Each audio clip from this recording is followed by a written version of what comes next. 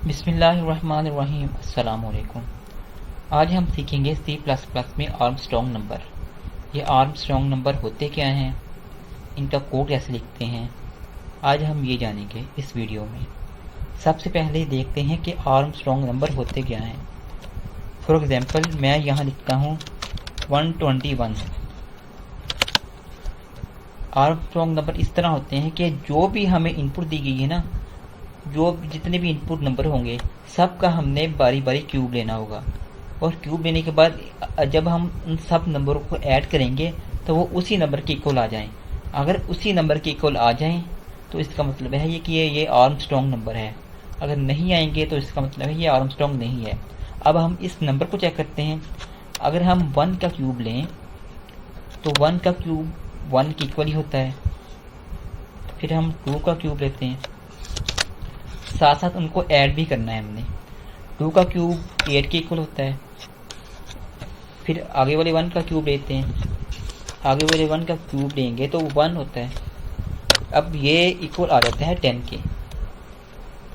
अब 121 और 10 ये इक्वल नहीं है, इसका मतलब है कि ये आर्मस्ट्रॉन्ग नंबर नहीं है हमारा। हम ये एक आर्मस्ट्रॉन्ग नंबर की एग्जांपल लेते हैं। फॉर एग्जांपल 371 ये एक आर्मस्ट्रॉन्ग नंबर है।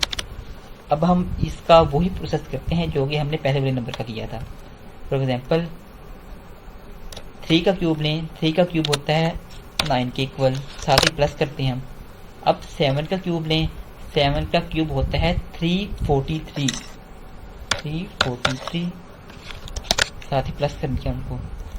अब हम 1 का क्यूब लें, 1 का क्यूब होता है 1, सॉरी यहाँ मिस्टेक होगी, 3 का क्यूब होता है 27।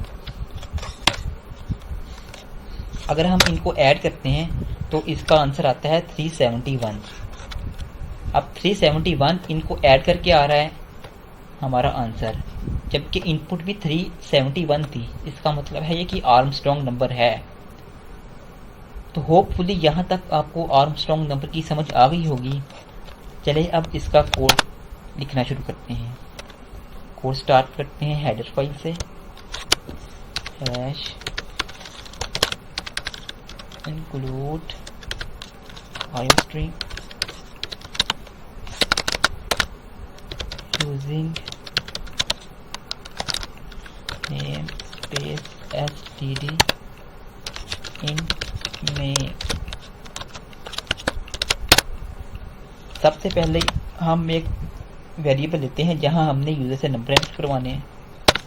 एक हम यहाँ ले लेते हैं, हमने रिवर्स के लिए भी हमें चाहिए जहां हम रिमाइंडर रखेंगे। रिमाइंडर के साथ साथ एक हम सम वाला ले लेते हैं, और एक मैंने बताया था हमने सबका क्यूब लेना होता है, तो क्यूब के लिए भी एक वेरिएबल ले लेते हैं इधर।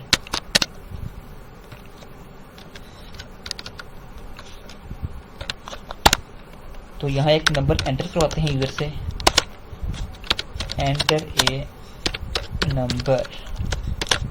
अब यहाँ यूजर नंबर एंटर करेगा और उसे सी इन करवा देते हैं एन में, ये एन में स्टोर हो जाएगा। अब यहाँ इस तरह करते हैं कि एन, यहाँ एक और वेरिएबल लेते हैं सी के नाम से, और यहाँ एन को इक्वल कर देते हैं सी के। एन को अब इक्वल कर दिया हमने सी के। अब जो भी वैल्यू एन में होगी ना, वही अब सी में काउंट की जाएगी। यहाँ एक वाइल लूप लगा देते हैं।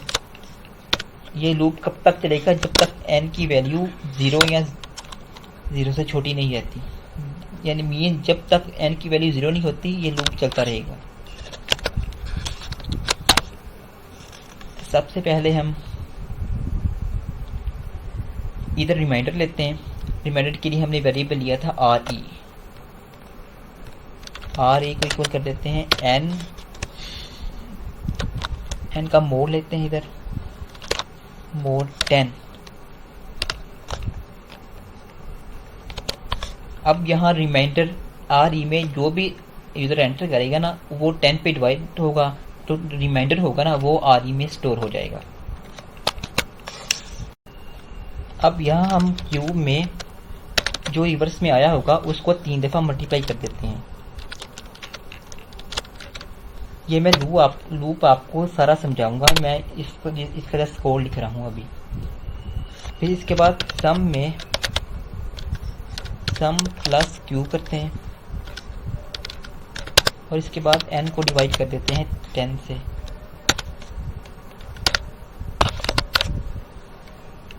अब यहाँ देखें, फॉर एग्जांपल यूज़र ने एंटर किया है 371,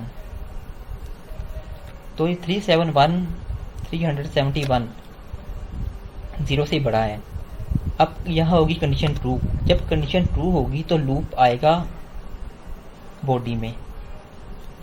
अब जो n में है 371 है, जब इसका मोड लिया जाएगा तो मोड में आएगा 1, क्योंकि ये हमें रिमाइंडर देता है मोड। जब 1 आएगा तो क्यूब में अब आ जाएगा 1 को 3 दफ़ा मल्टीप्लाई होगा तो क्यूब में आ जाएगा 1। जब क्यूब में 1 आएगा तो सम को हमने पहले इनिशियलाइज की हुई है, सम प्लस क्यूब।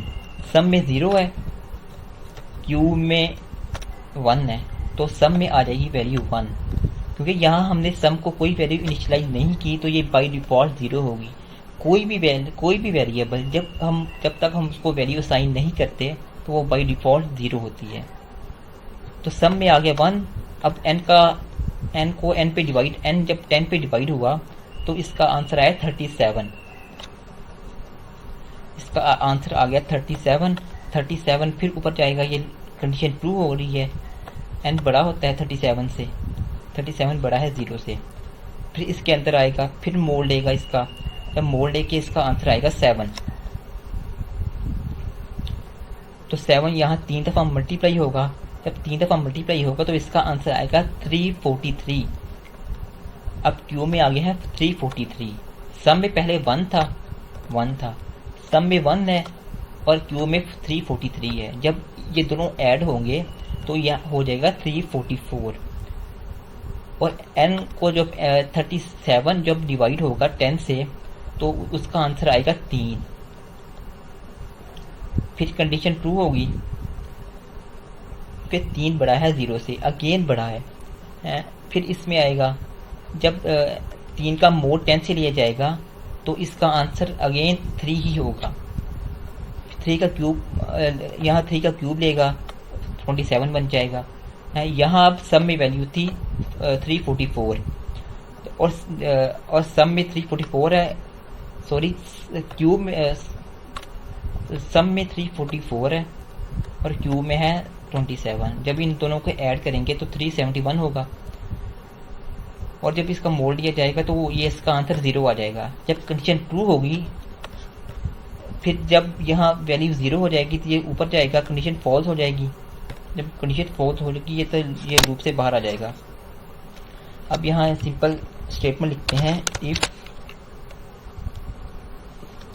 c बराबर है सम, अगर ये होता है तो सी आउट आर्मस्ट्रॉन्ग नंबर,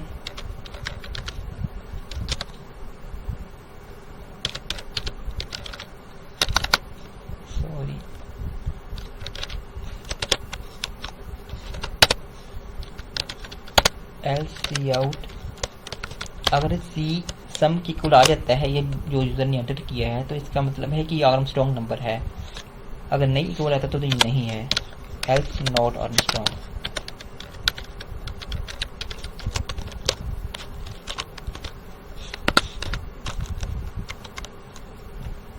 ये आप यहाँ ब्रैकेट्स ना भी डालें तो फिर भी चलेगा।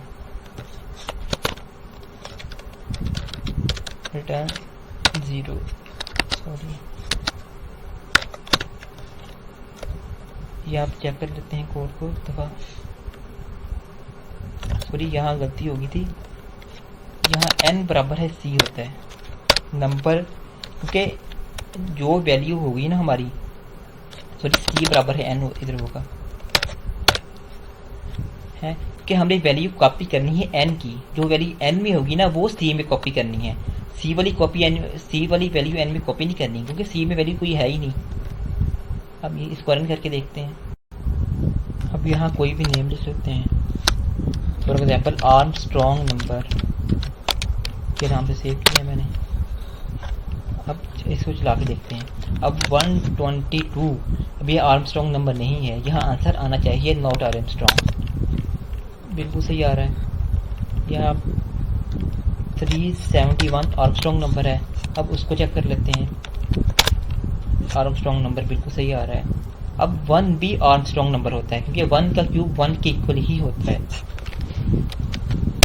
एंड नंबर आर्मस्ट्रॉन्ग नंबर बिल्कुल सही आ रहा है। तो उम्मीद है ये आपको आर्मस्ट्रॉन्ग नंबर की कोडिंग आ गई होगी, समझ आ गया होगा आपको तो ये आर्मस्ट्रॉन्ग नंबर किस तरह निकालते हैं और किस तरह इसकी कोडिंग करते हैं। Thanks for watching.